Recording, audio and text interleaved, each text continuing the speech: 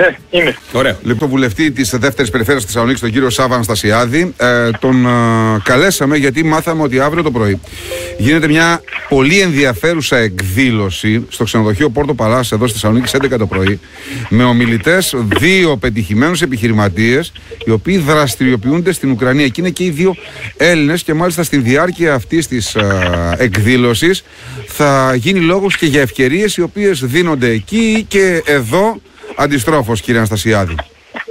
Ναι, ακριβώς. Πείτε μας 2 πράγματα παραπάνω, γιατί όντως έχει πολύ μεγάλο ενδιαφέρον. Είναι πράγματι 2 εξαιρετικοί άνθρωποι, Έλληνες και επιχειρηματίες, οι οποίοι δραστηριοποιούνται ο ένας στην Οδυσσό και στην ευρύτερη περιοχή της Ουκρανίας και ο άλλος στη Γερμανία.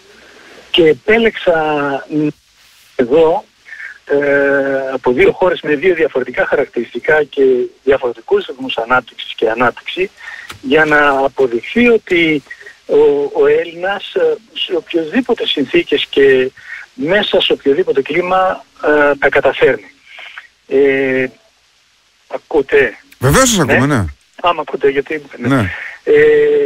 Οι άνθρωποι αυτοί τους γνώρισα πρόσφατα, έδειξαν τεράστια επιθυμία και ενδιαφέρον να βοηθήσουν τη χώρα, να βοηθήσουν δηλαδή να διασυνδεθούν ελληνικές επιχειρήσεις με τις περιοχές που οι ίδιοι δραστηριοποιούνται, πέρα από το εθνικό και φιλανθρωπικό έργο που κάνουν οι ίδιοι, αλλά και στην πράξη να βοηθήσουν ανθρώπους.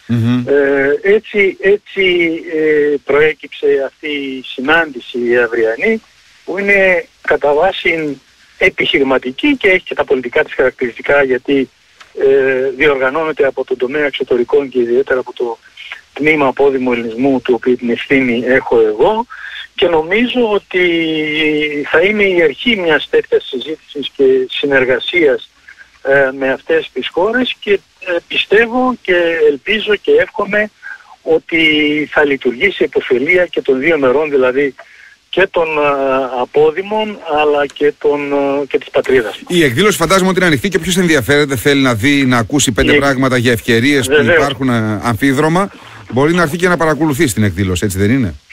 Βεβαίως, η εκδήλωση είναι ανοιχτή και μάλιστα στο τέλος της συζήτησης οι καλεσμένες μας θα δεχτούν και ερωτήσεις, απορίες, τρόπους συνεργασίας, όλα αυτά είναι ανοιχτά. Μάλιστα. Ωραία, κύριε Αναστασιάδη, θα κοιτάξουμε να έρθουμε και εμείς εκεί να μάθουμε περισσότερα πράγματα. Σας ευχαριστούμε πάρα πολύ. Ευχόμαστε να πάει καλά η εκδήλωση. 11 το πρωί αύριο στο Πόρτο Παλάς της Θεσσαλονίκης. Να είστε καλά. Focus 100.